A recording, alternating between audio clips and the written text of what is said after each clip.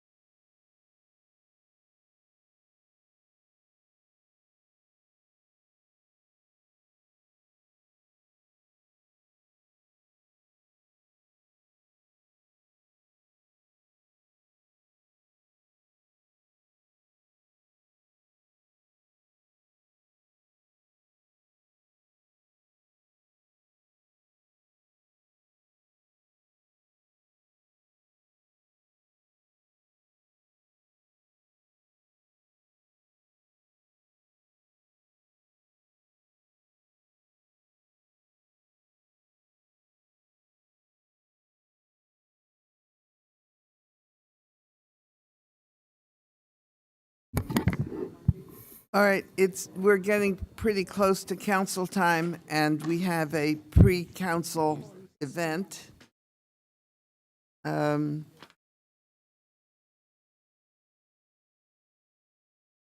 So I would like to open this pre-council event, which is the awarding. Recording in progress. I would like to open this pre-council event on May 23rd, 2022, where we are awarding the inaugural Taste of Mansfield Awards. The Taste of Mansfield's Champion Program was initiated by Mansfield Economic Development Commission to recognize Mansfield producers, sellers, and communicator educators who are leaders in connecting the family through local food and have demonstrated record of promoting the Taste of Mansfield mission. For those of you who aren't familiar with the Taste of Mansfield, this is a program that has been run with the Economic Development Commission, the Agriculture Commission, and also through the schools and with the assistance of some members of the Yukon staff, which has tried to bring agricultural programs and produce to Mansfield residents, whether through a school program, through the Taste of Mansfield dinners, or through the distribution of produce to Mansfield residents. The 2022 Taste of Mansfield Champion Award winners are Stephanie Deason, who is the Food Service Director of the Mansfield Public Schools and E.O. Smith High School, Diane Dorfer of Cobblestone Farm in Mansfield Center, and Tri-County Greenhouse, led by Chris Campbell of Mansfield Depot. So we'd like to invite Stephanie, Diane, and Chris to the front of the room. Stephanie is going to be virtual. Deputy Mayor Shakin is going to actually award the awards. Thanks. Why don't you come here so she can see you on camera? Somewhere. Well, they just switched the camera on us, so who knows? So I'm going to introduce Stephanie first. She's on Zoom tonight. Can you hear us okay? I can. Hello. Hi. Stephanie Deason has served as the Food Service Director for the Mansfield Public Schools and E.O. Smith for 6 years, valuing her strong relationships with local farmers. Stephanie's school meals program regularly features locally grown fruits such as apples and vegetables. She purchases fresh, local vegetables in season each summer and processes them to be included in meals through the winter months, making special notation of them on the menu, which I have seen. It's wonderful. Stephanie is an outspoken advocate for improving delivery of local foods to schools, speaking on panels across the state and testifying before the state legislature to elicit support for farm-to-school programs. And Stephanie, you have a plaque here that we'll get to you, and I believe there's also a more substantive thing than a piece of paper on the way that's not here for all three of you tonight. So congratulations, Stephanie. Thank you so much.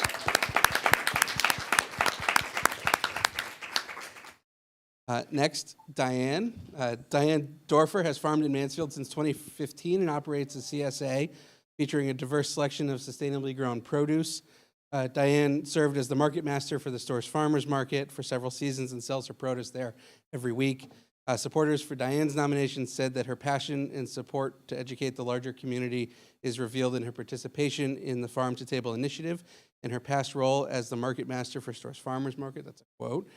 Cobblestone Farm is a strong supporter of Mansfield Farms to Families program and offers a variety of fresh produce. So this is for you. Congratulations. Oh, wait, they were switched. That one's for you. Here, I'll take that back. And then finally, Tri-County Greenhouse is a nonprofit greenhouse in Mansfield Depot that provides training and employment to adults with intellectual disabilities.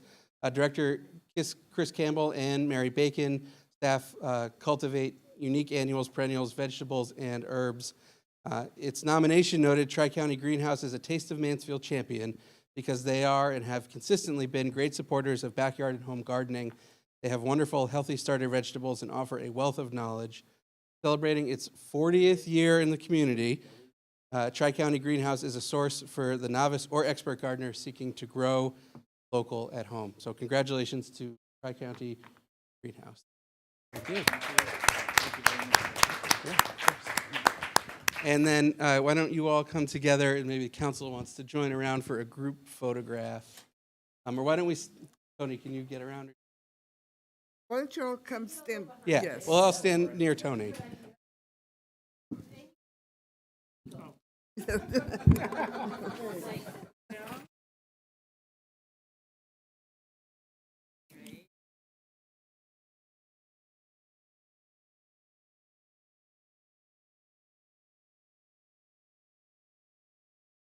Yeah, everybody come in closer.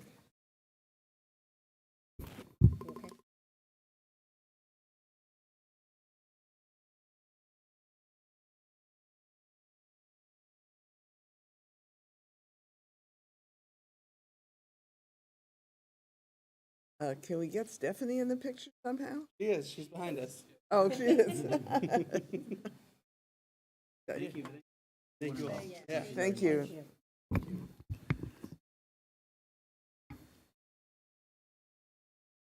I know.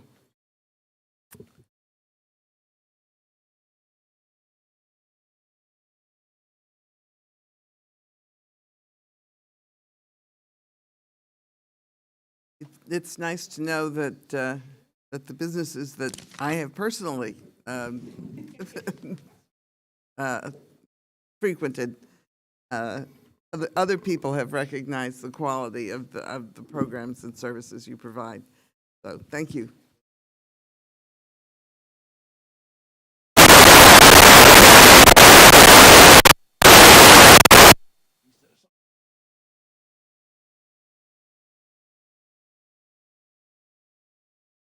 Thank you. Thank you. All right. Good evening, everybody. This is the May 22nd, 2022 regular meeting of the Mansfield Town Council.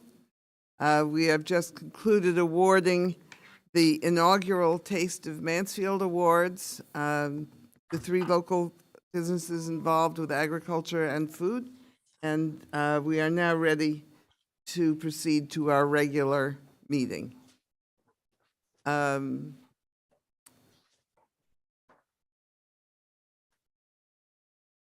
Oop, that's that one.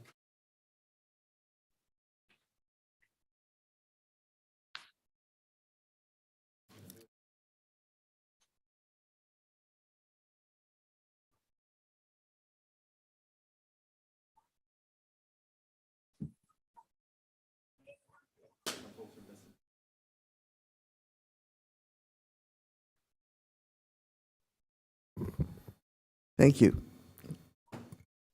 Okay, the first item on our agenda is the roll call. Ms. Jane, would you please call the roll? Osberger. Here. Berthelot. Here. Bruder. Here. Coleman. Mr. Coleman is out sick tonight, unfortunately. Bertoni. Here. Katchenberger. Moran. Here. Shuren. Here. Shaken. Here. Thank you. All right, the next item on our agenda is the opportunity for the public to address the council. Is there anybody here who wishes to address the council? Ms. Silander. The general rules for addressing the council are we ask you to give your name and address. You have a 5-minute limit. You can speak to anything on or off the agenda, so please be civil and proceed. Thank you. I just got to hit the push button. Nancy Silander, 30 Silver Falls Lane. First of all, I'd like to thank you all for the work that you do to ensure that Mansfield is a desirable town to live in. And I commend Linda Painter's and Jen Kaufman's proposal for the neighborhood stabilization plan that in particular targets the northwest part of the town. My only issue here is that there's no timeline, and I'm a little worried about that.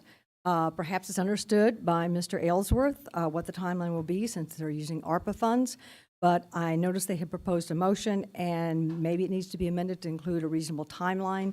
Otherwise, thank you for your support as we all work to guarantee our town's livability for a diverse community. Thank you. Thank you. Is there anybody else who wishes to address the council? Seeing nobody, I will declare the opportunity for public comment closed. The next item on our agenda is the report of the town manager, Mr. Aylesworth. Thank you, Madam Mayor.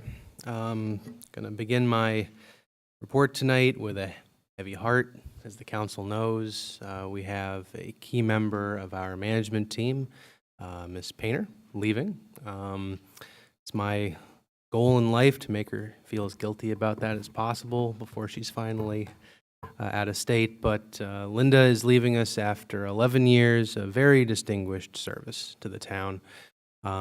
She's accepted a position with the city of Wilmington, a role for which I'm sure she will be phenomenal, and Wilmington will love to have her and benefit from her many talents. But on a personal note, I just want to say, Linda and I have only had an opportunity to work together for about a year and a half, but on a pretty much daily basis, I've been blown away by her professionalism, her competence, her commitment to the town. Her writing ability is second to none, and that particular skill set will be incredibly hard to replace as we go about the process of trying to refine the next Director of Planning and Development. Linda's last day will be June 3rd, and June 2nd, in the late afternoon, I believe, 3:30, we will be doing a celebration in her honor, and I'm sure members of the council might be interested in taking part in that. So, June 2nd, Thursday, next Thursday, basically, a week from Thursday. And you guys will have an opportunity to lay it on Linda when she comes up to the guest table here in a little bit, so you can really stick the screws to her. Do we have to be nice? In other news, we continue to have meetings with UConn relative to the sewer service agreement. Myself, DPW Director, Assistant Town Engineer, Town Attorney, and Ms. Painter have been, we've had a few meetings now with UConn talking about a successor sewer service agreement. Talks have been productive. We still have a ways to go.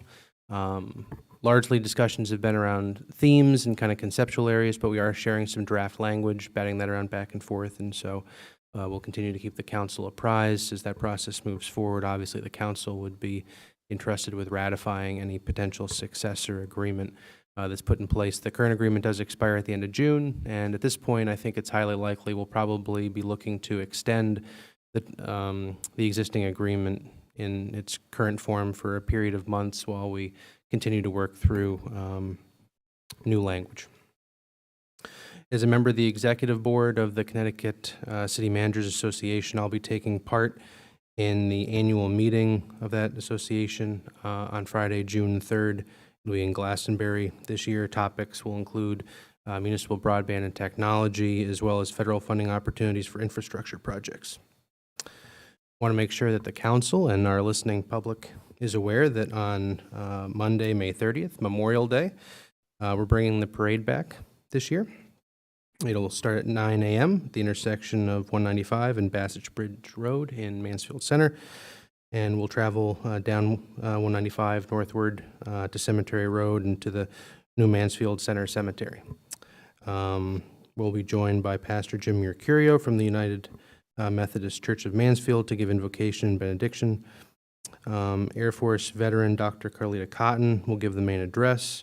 Music's going to be provided by the Mansfield Middle School Band and the E.O. Smith Regional High School Band.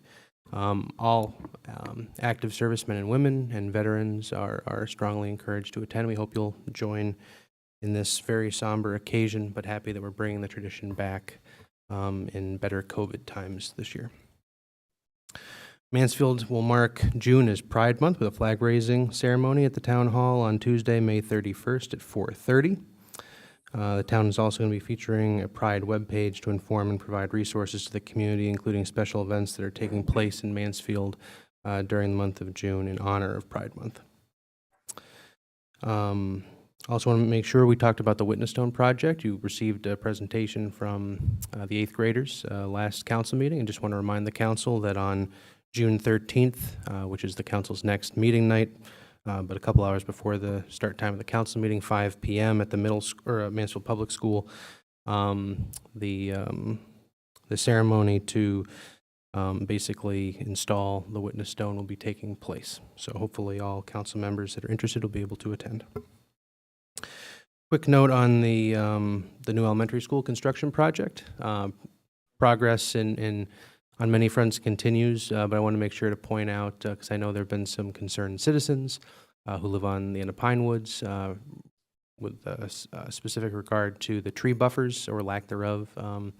In recent weeks, new plantings have been installed and will be evaluated with the neighbors. So I am optimistic that we have some resolution to those concerns as we try to find aesthetically pleasing, effective visual shielding for those that live up against the back of the new elementary school. And I think I will conclude my report there because some of the other items will come up for discussion during the agenda. Oh, sorry, except for the, almost forgot. A special mention here. So at a conclusion, I think it was maybe the last council meeting, Councilor Osberger actually inquired about the status of the Helping Hand program. Don't worry, you're okay. Status of the Helping Hand program, and so this was discussed with Linda and her staff, and a detailed memo, which is part of what was transmitted today with the manager's report, was circulated. I'm not going to go through this line by line. We can certainly have a discussion about any aspects that the council is interested in, so I'll just hit some of the highlights here. Going back to the start of the year, January 2022, I think we were reporting to council some, below par or below where we expected to be participation in the program. And we were a little concerned that the $500,000 grant that we received, the Small Cities Grant, would be able to be fully expended by the end of the current calendar year. There's been a dramatic uptick in interest in applications, and those numbers are reported here. We went from 36 households participating in early January to, well, right now there's 117 alone receiving food assistance, 4 households receiving child care assistance, and 20 households receiving both food and child care assistance. So basically an order of magnitude increase, which is good. We want to make sure that resources are provided to those that need it. And given that uptick, we've been discussing the best path forward. When we were concerned about fully expending the funds that remained, we had gone through the process of soliciting a potential third-party vendor with expertise in food distribution. And we got one company, they're called Gooder, out of Atlanta, that provided a proposal. And we had a number of discussions with Gooder, and very impressed with what they offer. But given the accelerated pace at which we are now dispersing of these resources, and given that as of June 1, we anticipate, or around June 1, shortly after June 1, we anticipate having the community assistance coordinator in place, we think we can, the best path forward is actually to continue the administration of this program in-house and not retain Gooder's services at this time. We seem to be on pace to fully expend the funds by the end of the calendar year. If we don't, we're reasonably optimistic based on the indications we've received from the state that a modest extension into, say, the March-April timeframe would probably be approved. But I think there's certainly a number of scenarios where we could fully expend the funds even before the end of the calendar year.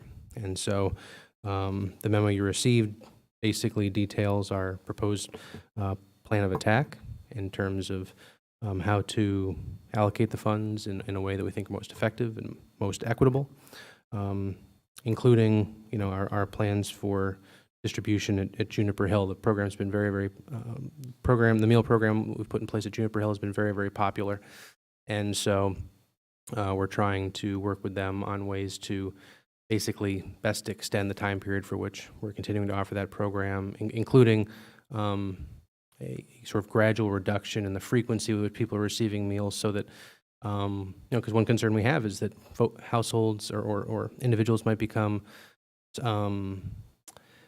avail themselves of this so much that when the program ceases, it's kind of like falling off a cliff, and we don't want people to do that, obviously. We want it to be a sort of a gradual phase out. This was a one-time thing, and so we want to best utilize the resources and hopefully get us through to the end of the calendar year. So that's kind of an overview of what we're doing. Happy to entertain any questions, and of course, Ms. Painter's here as well. Mr. Osberger. You solicited a company out of Georgia, right? Or you were intended to, perhaps? Right, we did an RFP, a request for proposals, and Gooder bid on the services, and so we had conversations with them. But as I said, we, basically, our fortunes have changed in the sense that we no longer are concerned about our ability to fully distribute the funds, and that coupled with the fact that we're creating a new staff position that'll largely be focused, or will have a fair amount of time and attention paid to this program, as well as, the recognition that we want to minimize the fullest extent possible the amount of the grant dollars that are used for overhead, which Gooder would come with some much higher overhead. For those reasons, we thought it was best to just continue to do it internally. So, although they were from Atlanta, had you solicited anyone a little more local, perhaps from Connecticut, or? Well, the competitive process, certainly would be available to companies anywhere. We only received one response, and that was from Gooder based in Atlanta. There was nothing in our solicitation, though, that would have, prohibited or provided disincentive for anybody more regional from responding. Thank you.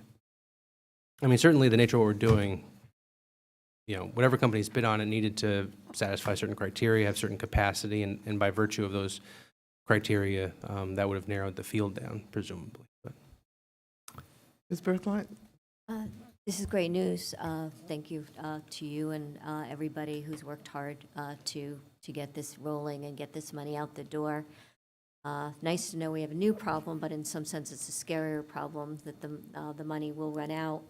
Are we going to take steps to, I'm sure folks are taking steps to ensure that we're screening folks to make sure that they know what services are available through the town and through the state, so that also that they understand that this is a time-limited benefit, but that there are resources within the town of Mansfield to help people with low income who are under-resourced. Yeah, so I think two things I'd point to. First, any other programs or assistance, programs that exist, we certainly make sure that people are aware of those so that we're not solely relying on this and draining it down for things that otherwise could be used, or other monies that are available. And then also, I would just say, I know staff, are routinely asked the question by households, by individuals, well, is this going to be around for another month? And so we always tell them that, for the immediate future, it's here, but at some point the money will cease and that they need to plan accordingly. And I'm sure it's not just for people who are asking the question, that we are affirmatively letting people know, like everybody, even if they don't ask the question. I believe that's the case, yes. That's the protocol, that folks understand that this is a limited benefit, but are being made available, made sure that they know what other resources are out there and that they're plugged in as best as possible. Yeah, as an example, financial assistance for camps. At the last meeting we talked about the grant, the enrichment grant that the town's applied for. We don't know the outcome at this point of that grant, but that'll be an example of additional funds that, if available, we can utilize to offset those costs. Thank you. Ms. Strasburg? Oh, and by the way, thank you for putting that together. Welcome. Other questions of the town manager? Ms. Berthlet? Sorry, I'm a pain in the butt tonight. Oh, you're not. I think I'm channeling Counselor Bless you. Freudman, but one thing that he made sure that we had was a report from the police, from our state troopers, and I'm hoping that could get reinstated, maybe with different information, but I'm finding I'm getting more from Facebook right now in terms of what's happening than I am in our meetings, and I think it's important. I know there were 2 major accidents on 195 this week, and I would really like to hear from the state troopers about what's happening, so that we're at least as well formed as the Facebook community. Thank you. Thank you. Any other questions or comments? None? Okay. Then reports and comments of council members. Do anybody have anything to add? Hearing none, we will proceed to the consent agenda. There is a problem with the consent agenda, and that is that item C, the resource recovery, the passenger tire charge has to be adopted by the Mansfield Resource Recovery Authority, and it can't be done as part of the consent agenda. So would somebody please request that it be removed from the consent agenda? I request that. Mr. Shaken requests that it be removed, so we now have the, we will move that to the first item of new business. We now have 2 sets of minutes and the request for a hearing date for the Neighborhood Assistance Act program. Are we ready to vote on the consent agenda? I have a motion for the consent agenda. Move adoption of the consent agenda. Mr. Shaken moves. There's second. Mr. Bruder seconds. All those in favor of the consent agenda, please raise your hand. Adopted unanimously. Thank you. There is no old business on the agenda, so the next item of new business is the passenger tire charge, for which we need to become the Mansfield Resource Recovery Authority. Do I have a, Mr. Shaken has a motion? I move we recess the council and convene as the Mansfield Resource Recovery Authority. Is there a second? Mr. Bruder seconds. Right now, we are now the Mansfield Resource Recovery Authority. Not until we vote. All those in favor of reconvening, adopted unanimously. Good, thank you. Mr. Aylesworth, would you introduce this particular piece of business? Certainly. So in brief, the town is a part of the Regional Mid-Northeast Recycling Operating Committee. Every year, the region goes out to bid for recycling contracts, and this year, the vendor that was selected, there was awarded that the tire contract will be instituting a $3 per passenger tire fee that the town will be responsible for paying. The current fee that we, as a town, administer to our residents is $2 per passenger tire, which obviously means we wouldn't be recovering enough to cover the vendor charge. And so the Solid Waste Advisory Committee is recommending and endorsing that the fee for disposal of a sort of standard passenger tire be raised to $3 to cover our cost. There's a motion on page 19. Does somebody wish to make the motion? Mr. Bruder?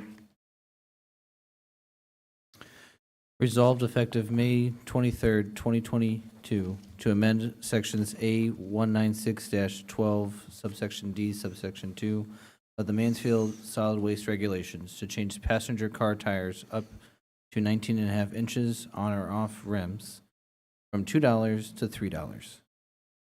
Is there a second? Ms. Berthelot seconds. Would you like to speak to your motion? I think that we've covered it, and I hope that everyone can be in agreement with this cost. Okay, further comments? Are we ready to vote? All those in favor, please raise your hand. We are unanimous. Thank you. All right, next item on the agenda Mayor. is, I move Oh, we wait. adjourn the Mansfield Resource Recovery Authority and reconvene the town council. Second. seconded by Mr.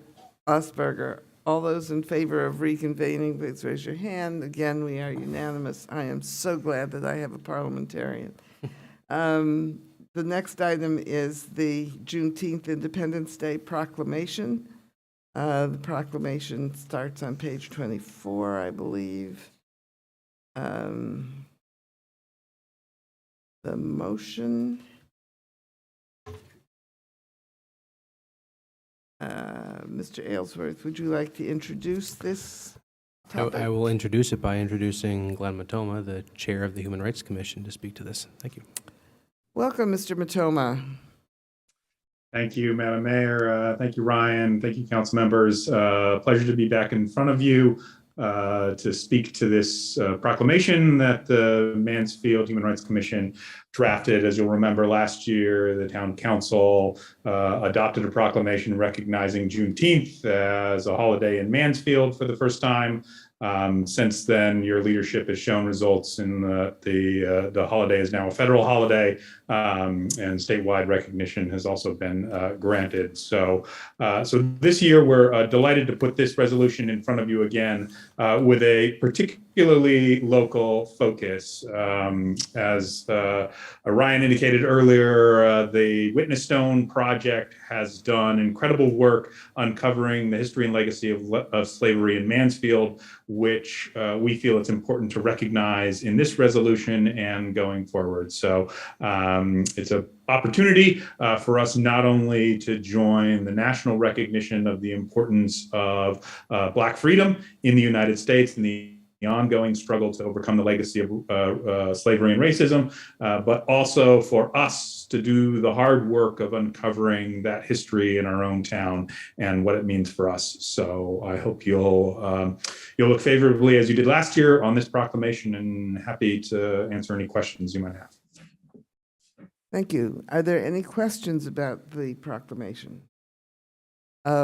This is a very interesting proclamation. It's long, but I'm going to ask that the mover read it because it's got some information in it that Mansfield residents might like to know about.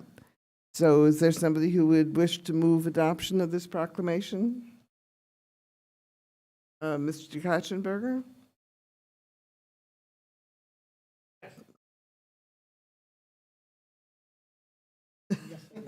And turn on your microphone. Caught with your mouth open. What's that? Oh, I like that part. I will read the proclamation. First, move it, rather, I move its adoption. I move May 22nd to 2022 to authorize the mayor to issue the attached proclamation recognizing Juneteenth.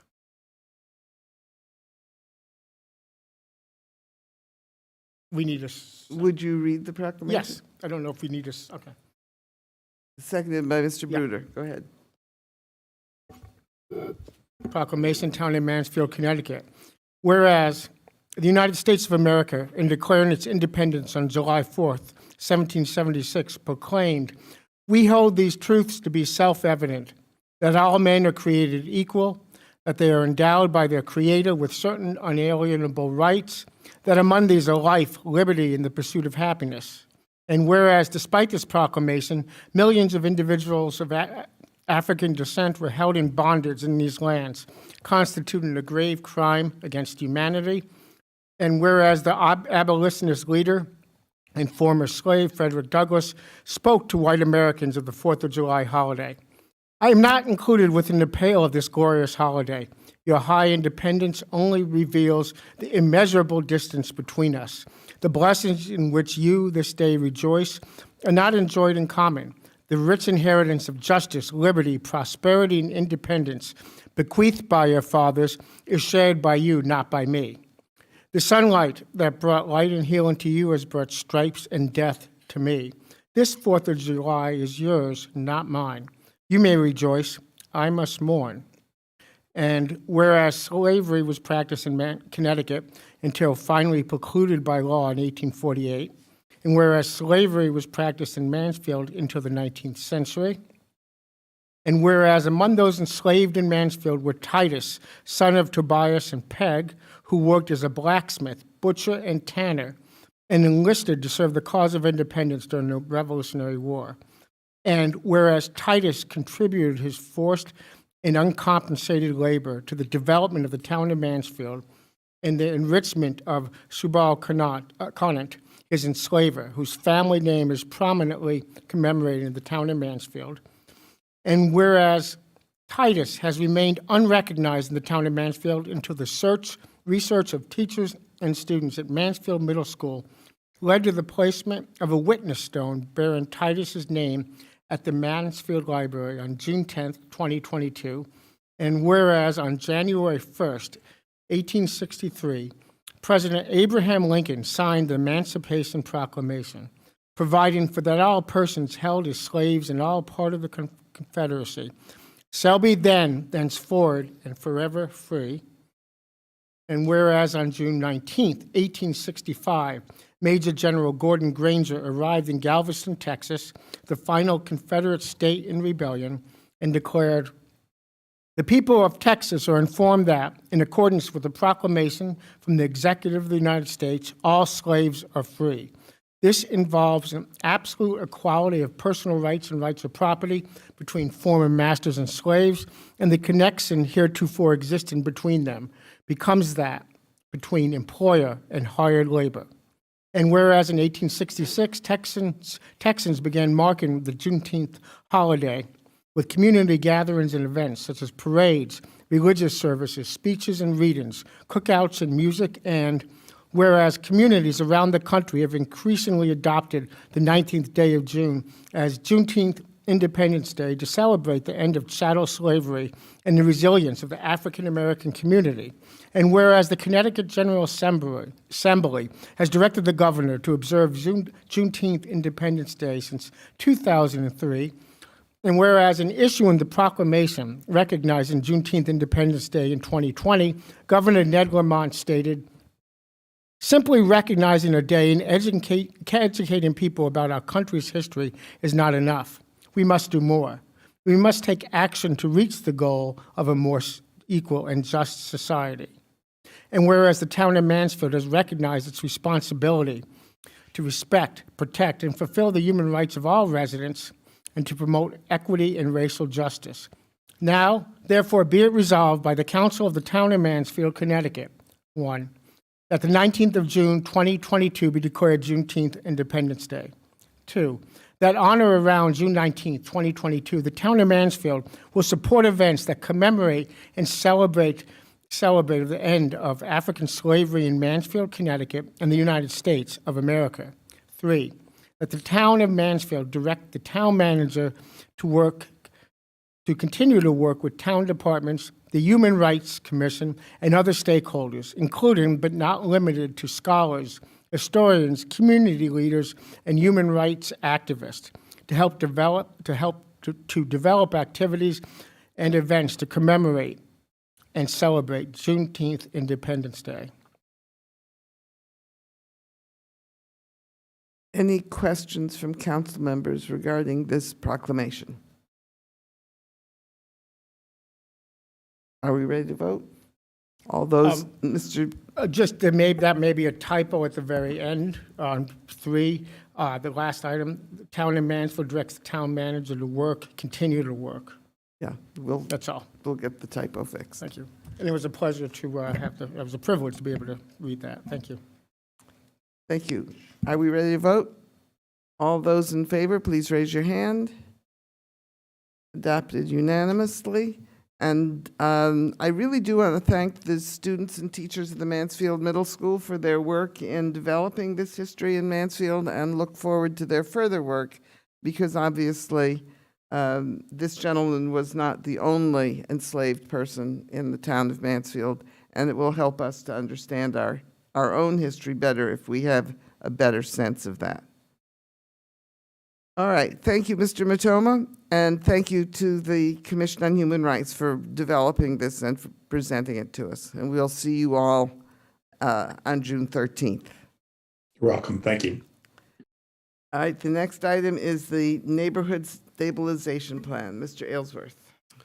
I'll invite Ms. Painter to come up to the guest table. While she's coming up, I'll just remind the council that on March 14th, the council meeting March 14th, after deliberating on projects and proposals submitted by myself for American Rescue Plan funds, one of the items that was considered was a neighborhood plan for the Hunting Lodge Road area. The council approved or classified the projects that were recommended in one of 3 categories. One was basically full speed ahead, fully greenlit, ready to go. Another was conditional approval pending an implementation plan. And then the third was projects and initiatives that the council wanted to discuss more, get more information on before acting on. And this is one of the projects that was in that latter bucket. And so, as the council knows, basically on a semi-monthly basis, since that date, we've been going back before the council and incrementally talking about those projects that were not fully greenlit on the 14th. And so this is basically the latest installment of that. And Ms. Painter and her staff have furnished, I think, a comprehensive sort of overview of how the funds would be used and for what purpose and to what end. And so I'd invite Ms. Painter to speak to that further. Good evening, everyone. First and foremost, I do want to note that Jennifer Kaufman, our senior planner, who could not be here this evening, however, this is a project that is near and dear to her heart. It's something that she has been advocating for and working on for many years now, and this is an opportunity with ARPA and quite frankly, the closing of Goodwin Middle School, or Goodwin Elementary School, rather, that really brought this to the forefront in terms of need. And so the challenge that we face, and I know there have been many questions since this idea was first broached, as to why these neighborhoods, what makes these neighborhoods in our minds the top priority for this type of work. And the answer to that is really two factors, three actually, two that are bolded in your report. The first one is the closure of Goodwin Elementary School in the fall of 2022. So that school has really served as an anchor for this community that has undergone significant transitions in the last few decades. We have continued to see an increase in owner-occupied housing being converted into rental housing. I think the council may remember back in 2016, 2017, you had a subcommittee to deal with rental housing. And that is really an issue that extends across the town. But it's something that is particularly heavy in this area, given the proximity to the campus, as well as to downtown. This is just a very desirable area. It's very walkable, it's very bikeable, which makes it very appealing, particularly to students. The other component here that really puts this area as a priority is the availability of water and sewer infrastructure. So most of Mansfield is on water and septic, and there are no plans to extend public water, public sewer to those areas. The neighborhoods that are located north and west of campus, however, either have some level of water service presently due to the Yukon chemical pits and the need to connect homes to wells, or there is some sewer service. So for example, Celeron Square Apartments as well as Helenco Estates are both on the sewer system presently. And there is a lot of interest that we're seeing from developers in those areas that have water and sewer service to do more intensive development. And this is something over the years where when proposals have come in that neighbors have really struggled and said that they see this as a threat to their quality of life. That there's just continuing change, continuing pressure to add more and more units, particularly those focused on more on student housing, less on family housing. And so as we looked at this, and I will say part of the genesis, in addition to ARPA, is we're seeing more and more often that when grant opportunities arise, they're looking for projects that have gone through the planning process, that have been identified through a public process where the community has been engaged and said, this is what we are looking for, this is what we want for our community, this is our vision, here are the steps we need to get there. That is very commonly a part of grant applications. Demonstrate to us the community support for what you're asking for funding to do. And so as we look at this with the pressure from the development community, the availability of water and sewer, the loss of a community anchor, we see these neighborhoods as being really ripe for some intensive planning that looks not just at land use, but that's part of it, but also at planning and policy. And I will also say that while some of the specifics may be focused on these neighborhoods in terms of improvements that might come out of this for traffic circulation, bike pedestrian circulation, zoning regulations, things of that nature, I think there are also other policies that may come out that may be broader and may apply to more areas throughout town, particularly as it relates to more general codes and ordinances and changes that the council and the Planning and Zoning Commission might be able to make to help stabilize other neighborhoods that are also struggling with this influx of rental housing. And I do want to state that we are not saying that rental housing in and of itself is bad. Rental housing is a fact of life. We know that in today's economy, the reality is for a lot of people, homeownership is a tough nut to crack. They don't have the money. And not all investor owners are bad. There are a lot who take care of their property. Unfortunately, I would say what we see, and it's the same trend with anything, is that there's a few that don't do the right thing, that don't maintain their properties. And that's where, as that starts to multiply, you start to see that fear of what's going to happen to the neighborhood. And we're already hearing from residents that they're receiving unsolicited letters, particularly in this area, from realtors who are offering to buy houses sight unseen. The market is incredibly strong right now, and those owners who have made this their home, this is where they raise their family, where they want to continue to live, are worried about what these changes are going to bring. And so what we've tried to do is put together a summary of what this planning process would be like. We do anticipate that there would be a steering committee for this that would have a diverse representation, including not only the owner occupants of homes, but also the owners of investment properties and their tenants. And those can be large and small. So it can be your single family rentals as well as your larger apartment complexes.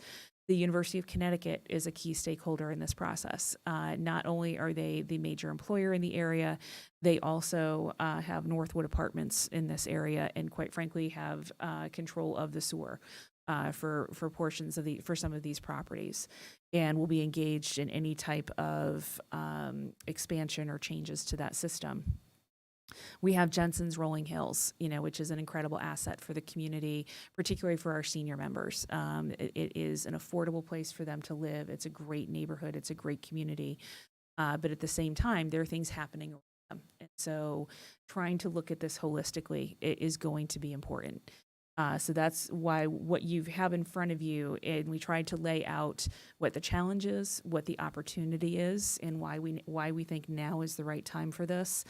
The planning process, as well as what we see potential deliverables might be. And I will say that from a staff perspective, we do believe it's important to work with the ultimate steering committee on this to identify exactly what the deliverables will be.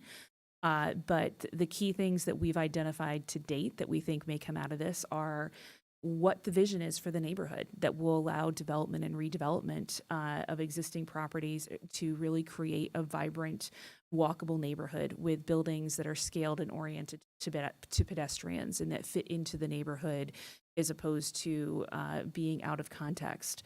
What policies and actions do we need to really foster a sense of community and a sense of trust?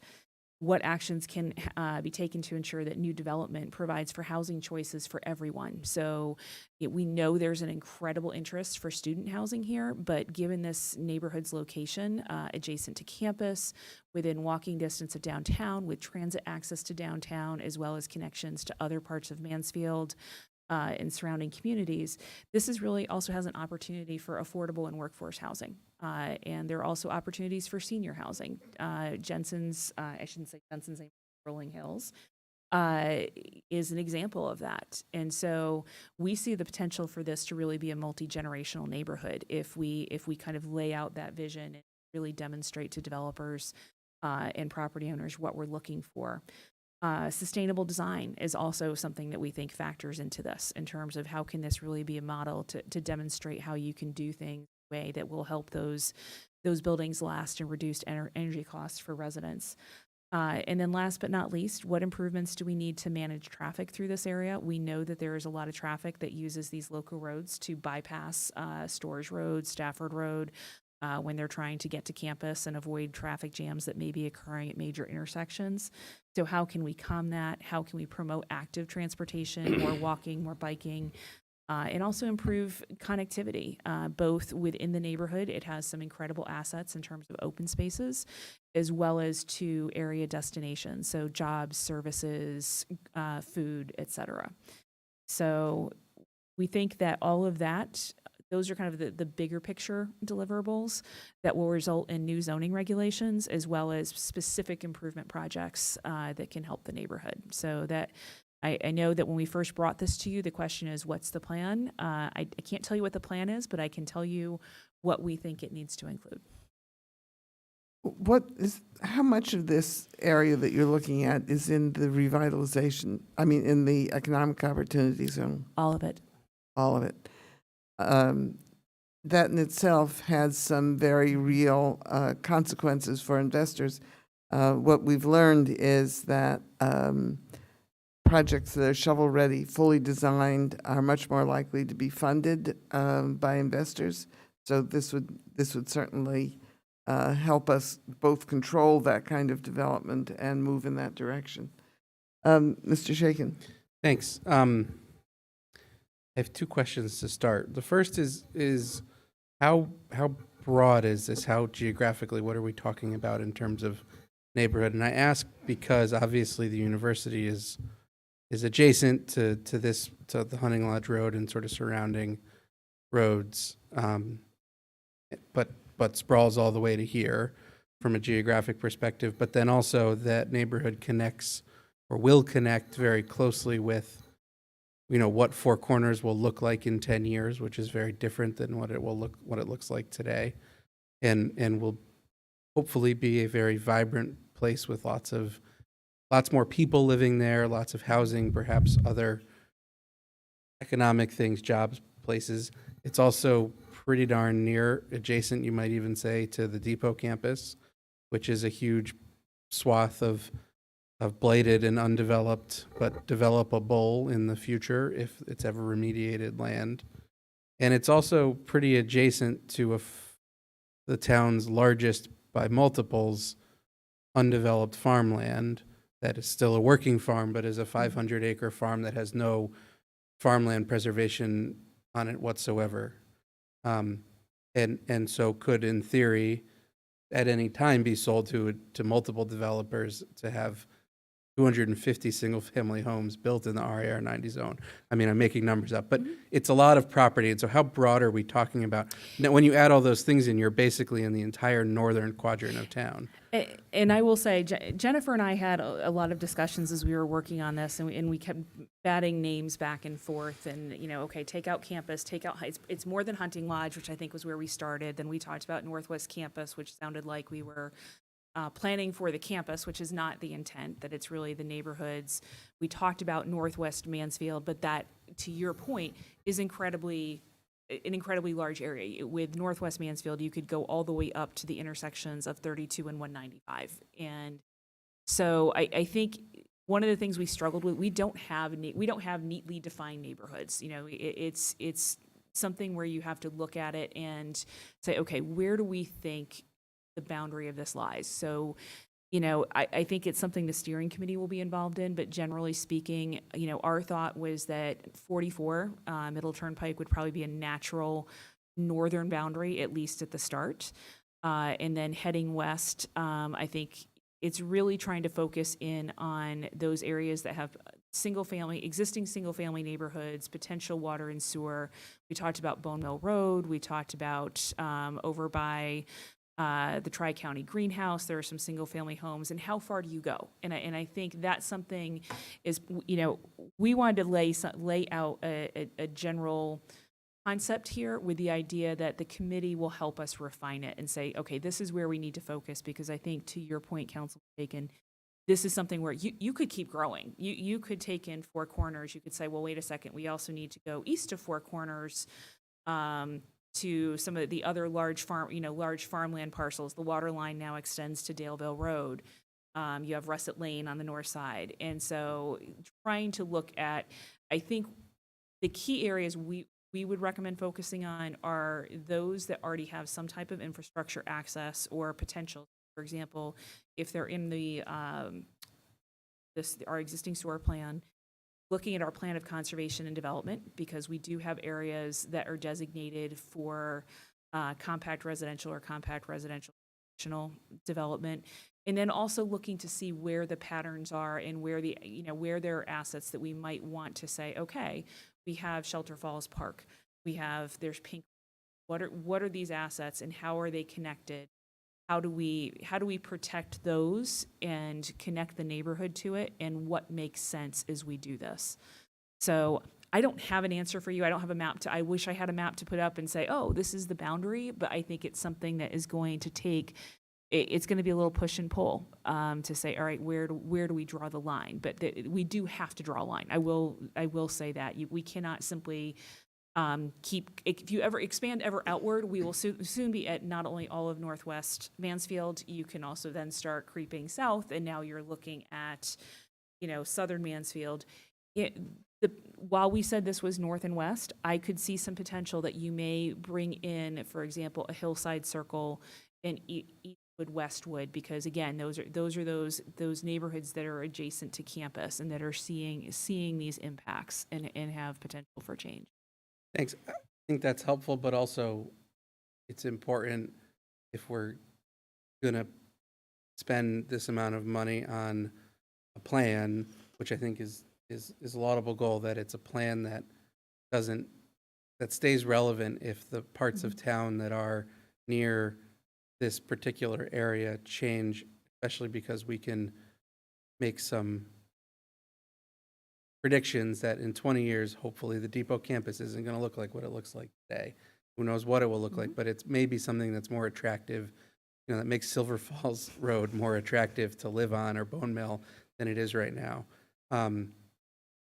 My second question is just has to do with the planning process and then how it sort of relates to the deliverables. Or just the deliverables in general, I guess. There's some of these questions around, vision for the neighborhood with buildings that are scaled and oriented, housing that promotes diversity and equity, et cetera. And then this real concern from people who live in those neighborhoods, that those neighborhoods have been sort of taken over, if you will, by single-family houses, converted into rentals, that those rentals are filled with students. Hunting Lodge Road on the north side is a mix of single-family homes, most of which are rentals now, and apartment complexes. But so how do you sort of square the circle that the stated goal of a lot of the concerned residents is to keep the neighborhoods a place where that are attractive for people to raise families, with the reality that the way to promote diversity and equity in housing is to build more dense housing that's available and affordable to more people. Short of the plan to basically market out, build high-end housing for students and create a market on the lower or middle sort of quality end for everyone else. How do you take that goal of residents and sort of square it with where I think zoning's goal has been to use some of that area because of its access to infrastructure as a place to build more dense housing? I think my response would be that more dense housing doesn't necessarily mean multifamily, and that's something the Planning and Zoning Commission has been looking at, and they're really looking at a concept called missing middle housing. So the idea that right now what we're seeing is from developers is the large projects, 300, 400 units, 3 stories, 4 stories, 5 stories, to get to that density. There are other ways to increase density and increase housing choice and opportunity, and they still take infrastructure. So for example, right now, much of this area is zoned rural agricultural residence 90. So 90,000 square foot minimum lot sizes. The most that the commission can reduce that to through the subdivision process is 40,000 square feet. And a lot of that, quite frankly, has to do with septic. Put well and septic on a piece of property. Essentially, we've said if you need to do both of those things on a piece of land, you need 40,000 square feet exclusive of wetlands, water courses, steep slopes in order to accommodate that on-site infrastructure. So in these areas where you have access to water and sewer, that really opens up the door to a new way of thinking. And so instead of thinking about single family on 2 acres, 3 acres, 1 acre, think about single family on much smaller footprints. Right now, the smallest lot zoning we have in Mansfield is 20,000 square feet, which is just shy of half an acre.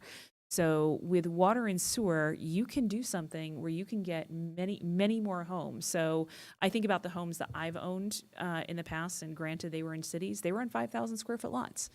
And they're some of the most prized neighborhoods in those areas. And I don't want people to say, oh my goodness, if you're going to 5,000 square feet, we're not talking about turning this into a West Hartford, a Providence, but with that infrastructure, you can put more houses into a smaller area and then still retain your open space and your character so that you can start to have housing that's hopefully more affordable for people to move into, because you're dealing with lower land costs at that point. You're also opening the door. We changed our regulations back in the summer of 2020 to allow accessory dwelling units by right with a zoning permit, as long as one of the units is owner occupied. And so that's something that also feeds into stabilization, because now we're putting, hey, you can have 2 units. You can have an accessory apartment up to 1,000 square feet, 50% of your floor, the floor area of your house, as long as you as a property owner are living in one of those 2 units. We don't specify which one. So that in and of itself can start to introduce more people.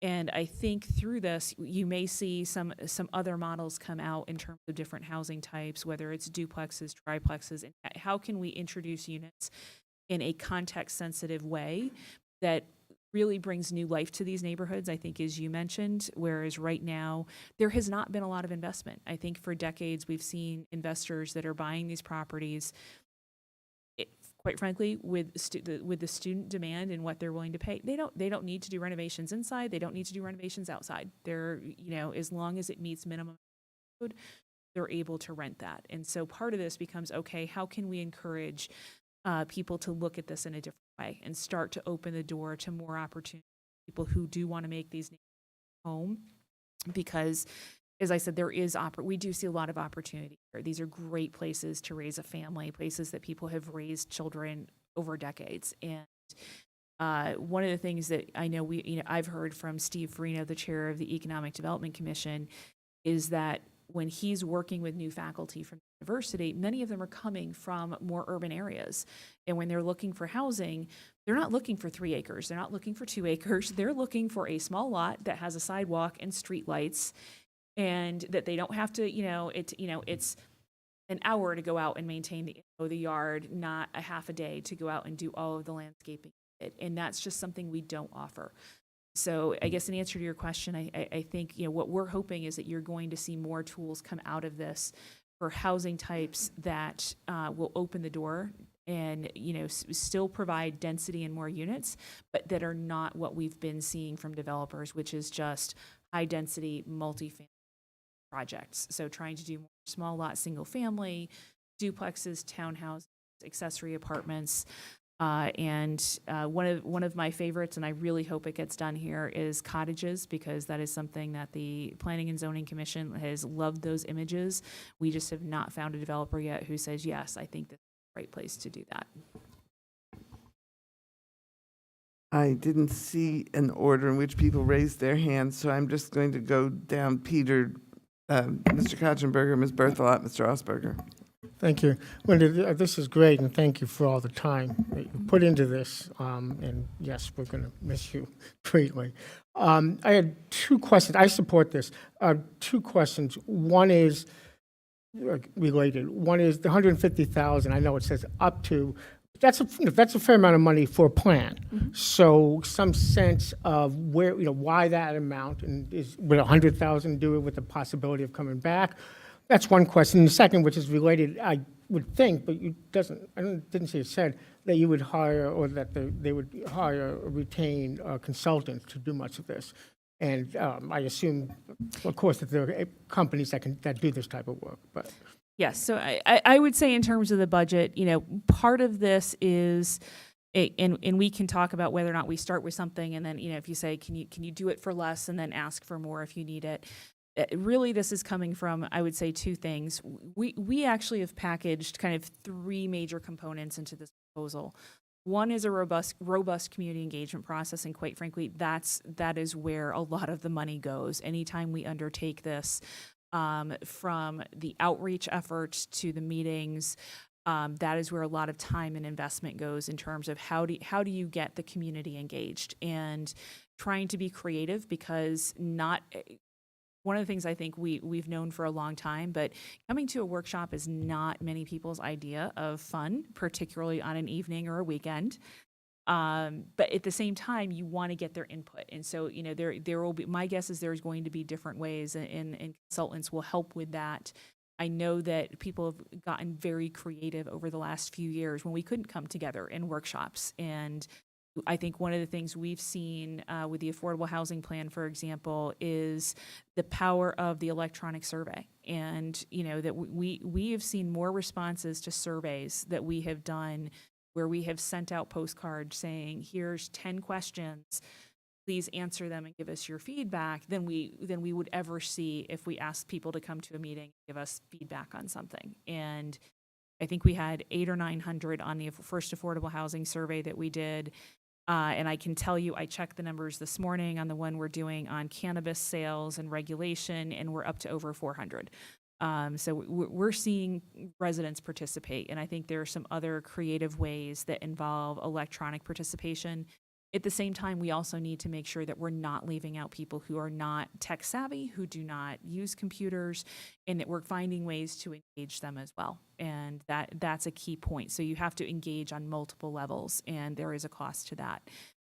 In terms of the second component is that, again, it's that plan. It's creating that document that hopefully is living and has your concrete action points. And then the other reason for the budget we requested is developing the actual implementation regulations from a zoning standpoint. So the zoning regulations and design guidelines, so that through this one project and the engagement that you're doing, we not only have an action plan to identify potential improvements that we can then position for grant funding in the future, we are also writing the regulations that are going to help implement that vision and move it forward, and hopefully set out something that a developer can pick up and look at and say, oh, this is what they want. And we're giving them guideposts, rule, and saying, here it is. This is what we want you to deliver. And there's no question, as opposed to right now, our regulations are more, if you want to do something, design multiple residents, come in, maybe, maybe not, maybe it'll work, maybe it won't. Whereas this would be much more clear and definitive to say, this is what we're looking for. And if you this is what the process will be. Ms. Berthelot? Thank you. I was starting the same place as Peter was, also to say, don't leave. And thank you for everything. And this is a nice legacy to be leaving off with. I realize Jennifer Kaufman has also been heavily involved, but in partnership, this is something to be proud of. This is forward thinking. This is bringing something to us and saying, this should be done. This is important, so thank you for that. I guess a couple of questions. So the 150,000 is the whole ARPA ask. Is my understanding that? Correct. And, I don't know, maybe 30,000 would be like for a consultant, and the rest of it would be for the sort of outreach and the beginning of implementation. Probably, roughly? I would say more for if the consultant's doing the zoning regulations, it will be more than we did not do a budget breakdown on this, but I think you'll be seeing a lot of this would be going towards the consulting work to develop the plan and the actual regulations that implement it.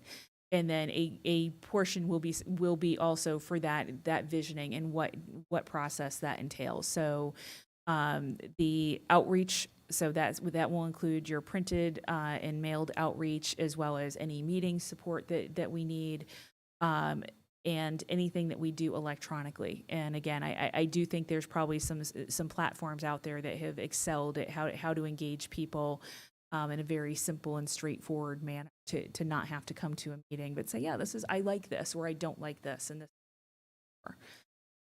And my next question, key piece of the success of this is obviously the advisory committee. And you can tell from the folks who are here tonight how important it is.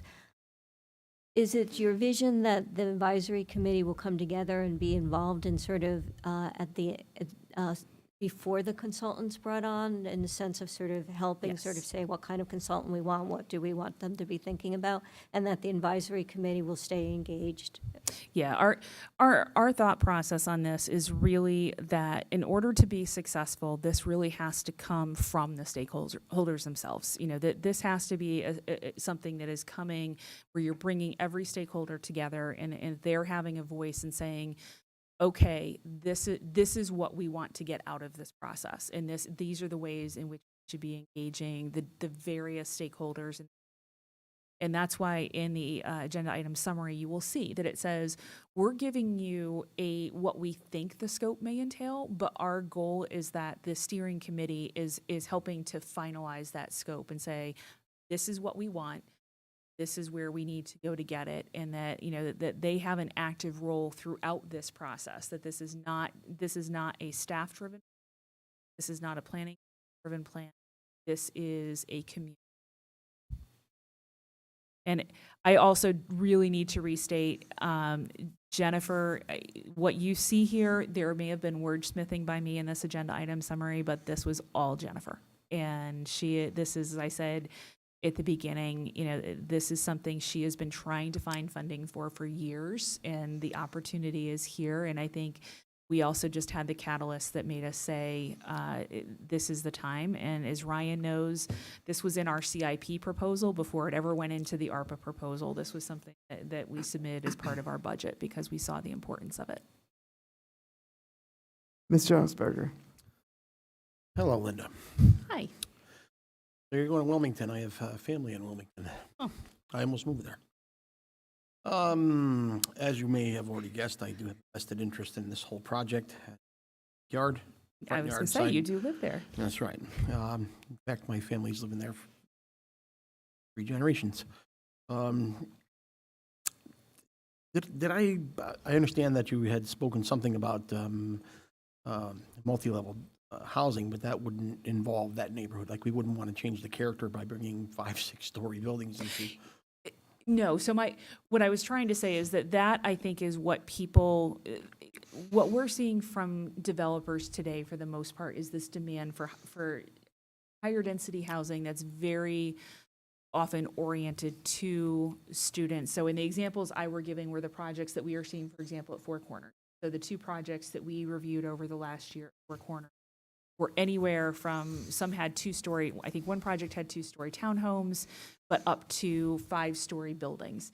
And that's not, what we're saying is, to get density, you don't have to do that. There are different ways to increase density in a neighborhood setting that are appropriate to the context of the neighborhood, that do not involve 3-story, 4-story, 5-story large buildings, but that can be small lot, single family, accessory dwelling units, townhouses, things that fit in better with the scale of the neighborhood. So that's what we see, I think, for this area, is how can you introduce additional density that may make it more affordable and create some housing choice for families that don't exist today, that are not that high, that high density multifamily, which everyone when you hear density, that's what people think of, is, oh, it's just going to be 300 unit apartment complex. Well, and certainly at the Four Corners, that would be appropriate. And that's where that's being directed. And so the idea here, and what the Planning and Zoning Commission has been talking about in this area, is the idea of how to do, some people call it gentle density, some call it missing middle housing, but how you start to introduce new housing unit types that meet the need, but that aren't that scale. So for example, some of the things that they have been talking about, and I have not gone through it in detail, they do have a proposal for a new transitional district actually adjacent to the center, so that we have a way to step down between Four Corners and that density and the adjacent single-family neighborhoods. And as we were talking with that particular applicant, it was, if you come up with the right scale of building that is more akin to a single-family home, and you say your buildings cannot be, wider than this, deeper than this, taller than this, then what we're seeing right now in best practices across the country is, then don't worry about how many units are in. Worry about what the scale of the building is, how it fits into the context of the area, and focus less on the number of units that may be in that building and more on how that building fits. So for, excuse me, for considerations in terms of where you're going to draw your map, I would say that if you're going to go down as far as Eastwood, Westwood, we want to consider things like maybe Baxter Road, or some of the larger undeveloped parcels on Forest Road, because there was quite a bit of woodland there that hasn't been touched. And I think people prefer that road stays a dirt road, and less traffic. And I think that, again, part of what's going to happen, I think the steering committee will be involved in kind of setting the boundaries and saying what Sure. makes sense, is, again, always looking at where those areas that have potential water and sewer access that we need to be concerned about, to say, is this something that's going to drive additional demand growth and be proactive in place. I can tell you that within the last year, the Planning and Zoning Commission did a pre-application meeting for Route 44 east of the Four Corners. And the discussion was, this is not appropriate here. This was not intended for high-density housing, and the fact that there's a water line should not be making people come in for that. I mean, certainly as the years have gone by, we've all enjoyed our rural character and just the character of the area as a whole. But as you've been made aware, it's not only letters in the mail that we get. You know, I get a phone call once a week from somebody, hey, I'll give you, let me buy your house. And unfortunately, several of the homes in my area have gone in the last year, unfortunately. And so that is the challenge. And one of the reasons I would have suggested Baxter Road as well, because although there are families still living on that road, I fear that would become part of that problem. Lastly, how do I get on that steering committee? We, you know what? We have not formed a steering committee at this point. I said, who we think should be on that. And I think then the question is, do we also have council and PZC representation on that? That was not, we were focused more on the community, but I think that's a process that Jennifer and my successor will be working on, is to say, all right, how do we, who's on this steering committee? How do we move this? I mean, there's a lot of, just that off of Hunting Lodge, off of Birch, off of Baxter, there's a lot of special places in, the way that the character of the whole area is, and I just would hate to see it destroyed by someone who wants to make a buck. I think one of the advantages of this proposal is that it picks a defined area to look at some of these questions, and then can apply some of the findings to other neighborhoods. We don't have to do all of the neighborhoods at once. We can look at one and figure out some things. And Mr. Bruder. I just wanted to express my frustration with your leaving. Thank you. I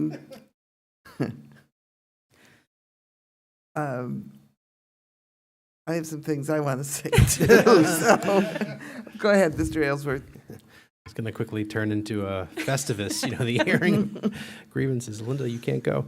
I had just a couple more thoughts on this. I guess, so to jump into some of the topics that were raised, which I think are great discussion topics for this. First is, I think, we're probably all in agreement that whatever the geometry of this area we're talking about, it need not be symmetrical, right? I mean, it can go off in a number of different directions, because I think, when you start looking at the interplay between different things, like the interplay with the university, transportation corridors, all of that, may result in, a geometry that's sort of lacks, like, it's not going to be a square. We'll put it that way. I think Mr. Shaken brought up a great point. We have, just at the surface, a number of different competing objectives and goals and aims here, and I think that's exactly why we need a plan. Because the reality is that while in some way, shape, or form, I would be optimistic that all of these objectives will have a place in some sort of level of prioritization, they probably all can't be priority one. They probably can't. So a plan helps you ferret out, within this geographic area of interest, kind of what takes precedent over the next in terms of the different goals that we have. I think Councilor Berthelot nailed it with the importance of the steering committee. If you're talking about a neighborhood and a community, you need to have shared ownership for whatever that vision is, and who's going to have more of a vested interest than the people that already call that area home and have that that history, that vested interest. And then I guess also just thinking along those lines, I agree with everything Linda said about digital means and the efficiencies that allow for us to get feedback from more and more people through electronic, whether it's surveys or other means. But I think, again, with this being a sort of neighborhood scale plan, there's also an opportunity, knock on wood, if the pandemic sort of situation allows for it, because I've seen this in other communities and work well, are home scale gatherings. People invite you into their home, and they have sort of a social event. You break bread with your neighbors, and not only do you get kind of a quasi-focus group out of that, where a lot of really good ideas and so forth are discussed, but you're also in the process then of developing a plan, you're actually building community, which is actually one of the overarching objectives, right? We want neighbors to be neighborly and come together. And so just the actual process of gathering the information, gathering the viewpoints, that's like step one, and you're already off and running and building that sense of community that you want. So I'm very excited about this. Not excited to see Linda go. Mr. Osberger? Linda, you were saying that the professors or faculty would come into town and they didn't seem to find housing. Yeah, perhaps that's true maybe of the northern area of the town, but downtown or anything in Meadowbrook? I think part of it is that, so some of our housing stock is older. And again, not a lot updated. So, it quite frankly goes fast. It goes fast. It needs work. I know folks who will tend to go to open houses just to get a sense of what's there, and they're like, "Oh my goodness! Like I saw the house. You need to put $100,000 into it to get it to where someone would want to live there." And I see heads nodding from people who who have seen the housing stock. And so I think it's, with downtown, you basically have condos and townhouses that were built as part of that. They're at a very high price point. So trying to find, again, a house on a small lot, I would say Eastwood, Westwood, Hillside are probably the closest we have to that, as well as Willowbrook in terms of those smaller lots. But even then, those are still fair. At 20,000 square feet, that's still a large lot. For someone who's coming from a city, from a 5,000 square foot lot that, quite frankly, may not have just had one house on it, but may have been a stacked duplex or a triple decker, they're looking for something less yard maintenance. Linda, I don't think you're always getting picked up. You're getting a little too far from the mic. Sorry about that. So the most of the new development we've had in our southern realms, does that fall into that category? In particular, all the new development in the last few years. All the new development down at Meadowbrook it's all multifamily. So the first phase of that project on Meadowbrook was originally from the person who had submitted that project had intended to do condominiums, and then the market fell out of condominiums, and so the developer who bought it did rental housing.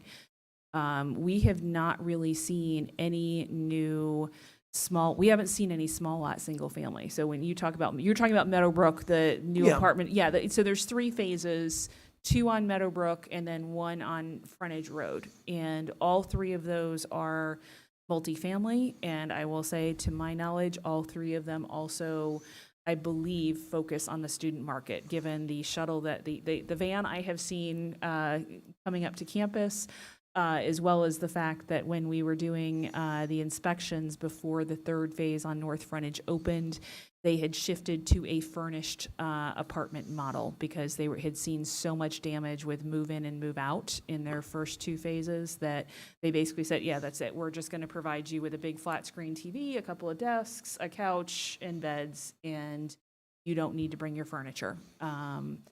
So would the model then shift to something like a Freedom Green then? I think Freedom Green, it's a condominium based, and I know that from a scale and design, it's something the commission, when we did a tour of multifamily housing, really found appealing. It's definitely a neighborhood, and it's something, so it can be, but it's part of that is condominiums right now are difficult on financing, and so how do you find ways to kind of have something like a Freedom Green, but that is fee simple, so that you feel like you're not having to do the condominium financing, which can be a challenge with banks, both for the developer and the purchaser. I'd like to ask the council not to be quite so predictive. We don't know what's going to come out of this. The question is, do we want to do the plan? And we're spending a lot of time on this subject, so I would like to sort of encourage us to not work the plan, but work the proposal at the moment. I'd also like to say I came to town more than 50 years ago, 1965, into student rental housing on Hunting Lodge Road. And there has been student rental housing on Hunting Lodge Road at least since 1965. I was not the first tenant in this particular set of buildings. We also have low-income housing on Hunting Lodge Road, one of the town's housing authority developments. I think that there's been crummy housing on that road at least since 1965, and deteriorating housing there was there at that time as well. When I first came, there were a number of very elderly, I suppose looking back, they were maybe in their 50s, I don't know, but very elderly people who who were going to be the last occupants of their family in those houses. So I want it to be, I'm always a little nervous about nostalgia for a past that hasn't been there for literally more than 50 years. But at the same time, that's Hunting Lodge Road. There are other areas around there that have been much more stable, much more family-oriented, and represent the best qualities of that community, or some of the best qualities. Another of the best qualities is its affordability. So it's a very complex area, and I think that working on a plan will give us a better chance to move forward on this. I also want to say that in the years that I've been on the council, I've had the opportunity to read and sometimes to actually be asked to sign a large number of things that have come out of Linda's office.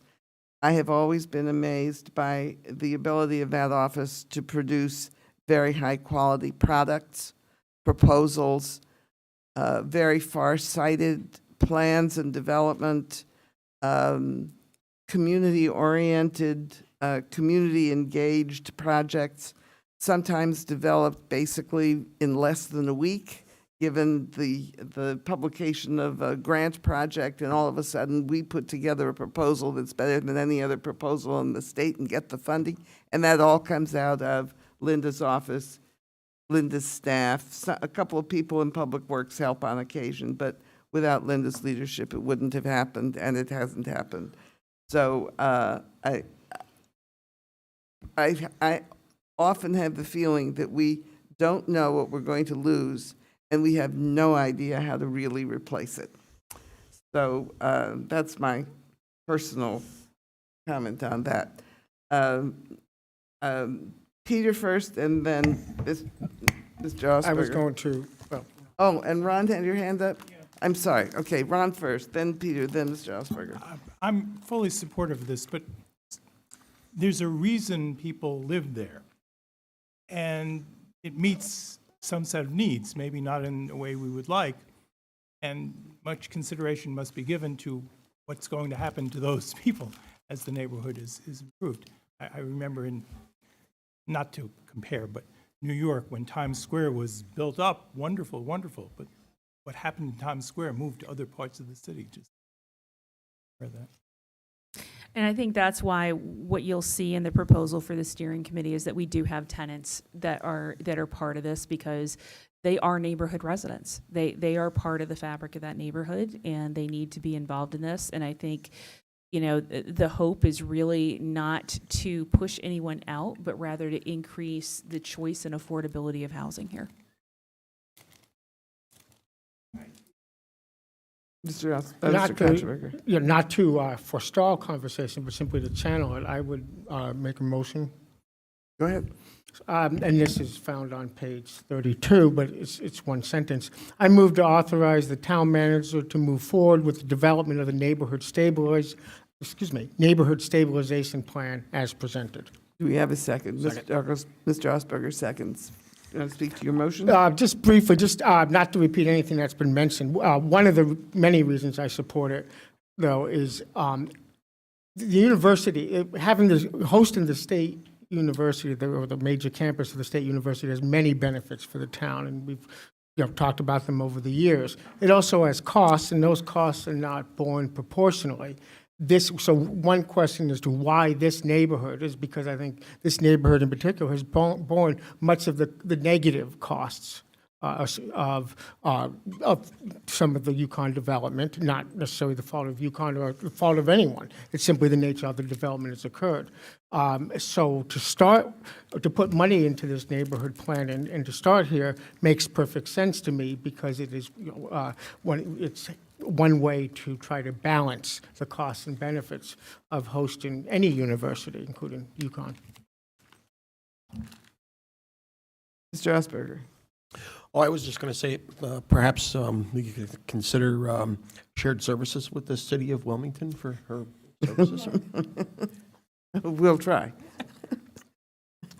Any further comment? Mr. Shaken. Thanks, and I am also very happy to support this. I I think we need to be, as I said earlier, I think we just need to be careful that we make sure that whatever comes out of this plan is something that can be used for 20 years or more, and also that, that we're honest with stakeholders, especially folks who have asked us for this plan in the community, that what may come out at the end of this is not a neighborhood that looks like it looked 30 or 40 years ago. And then I will just add my congratulations to you on the new opportunity, but also just say that we've sort of flown under the radar because there's no newspaper here, and we don't get visited by scions of Connecticut state politics, but we may have the most progressive zoning policies in the state. And when the governor was here the other day learning about our affordable housing projects on South Eagleville Road, my understanding is he kept saying, God, how'd you guys manage to do this?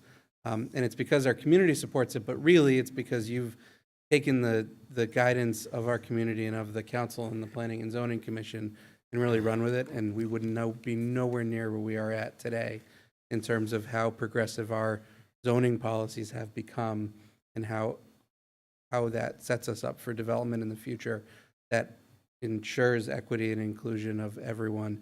If it wasn't for your work, and you have huge shoes to fill, both from a competence perspective and how you do your job, but also from a progressive zoning policy perspective, it's going to be very difficult to find someone who can do both as well as you have.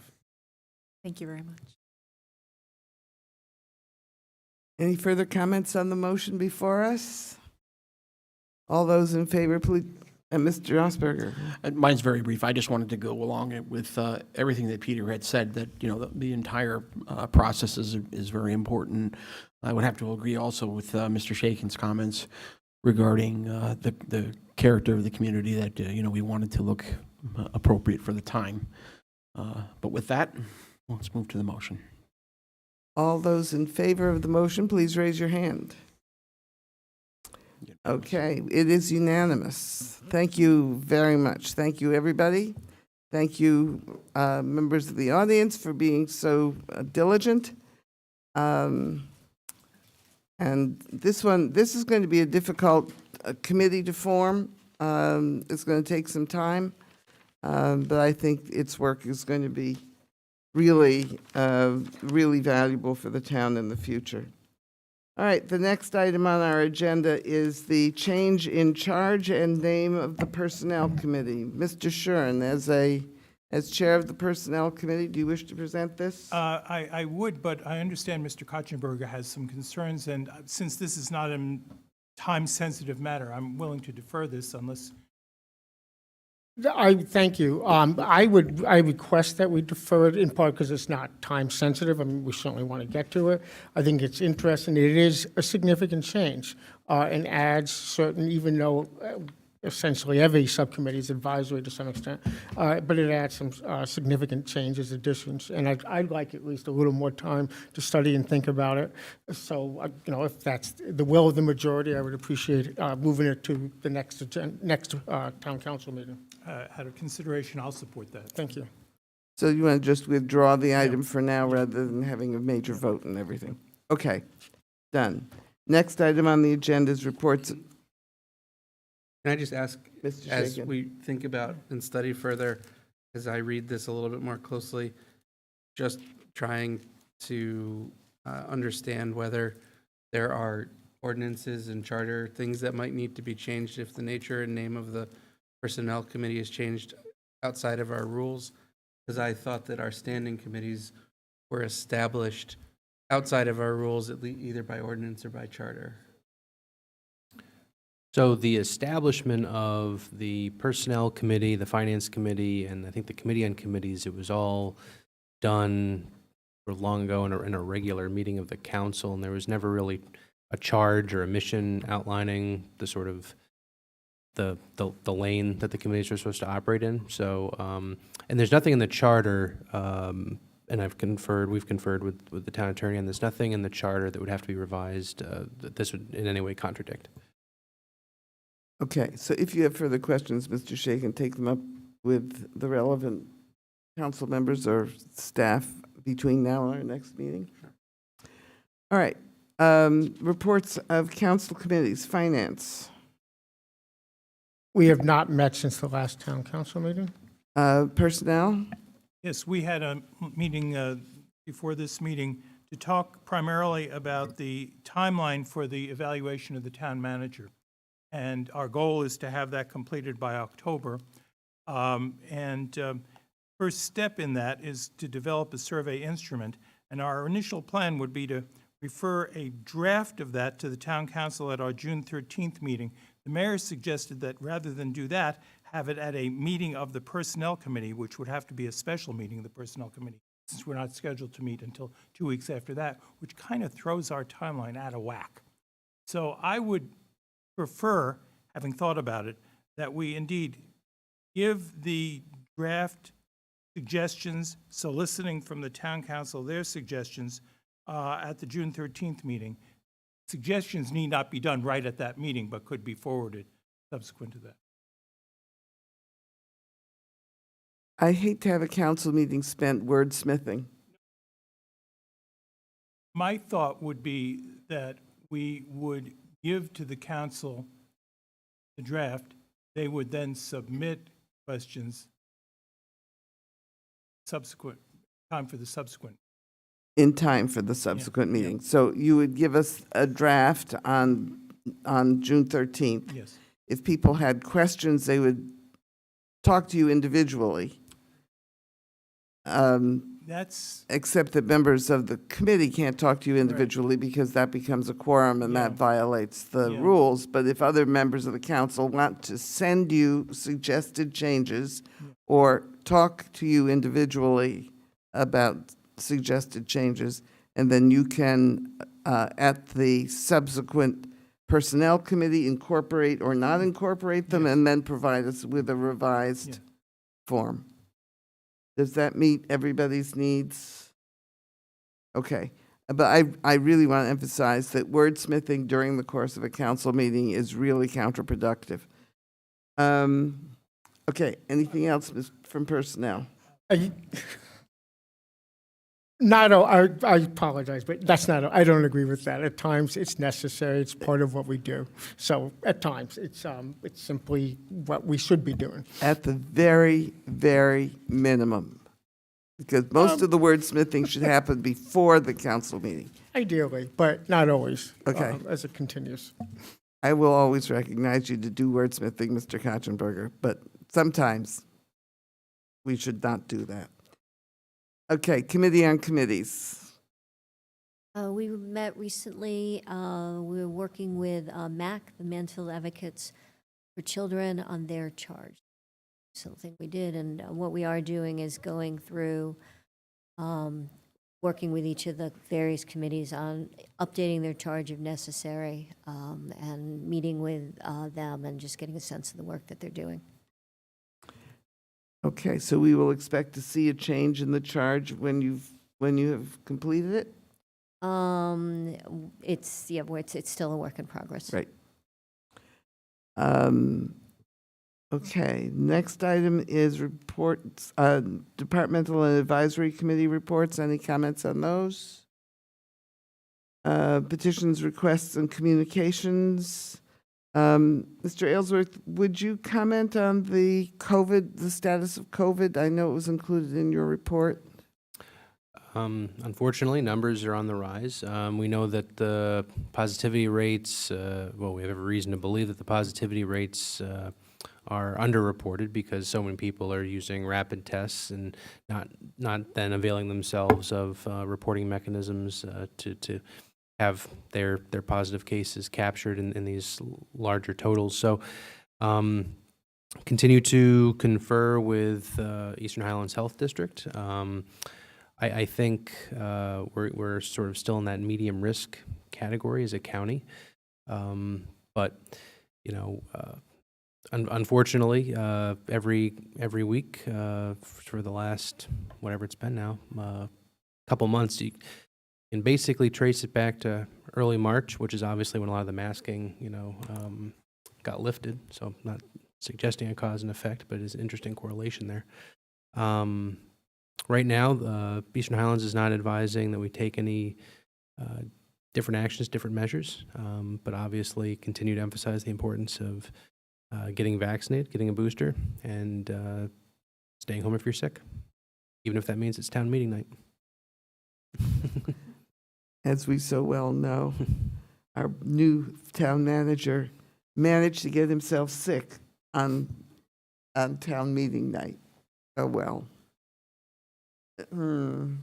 Okay, anything else with petitions, requests, and communications? Future agendas. The last thing on our agenda is a motion. Somebody like to make? Mr. Bruder moves, and Mr. Osberger moves to adjourn. Is there anybody who's going to oppose that motion? Adopted unanimously. Thank you, everybody. Recording stopped.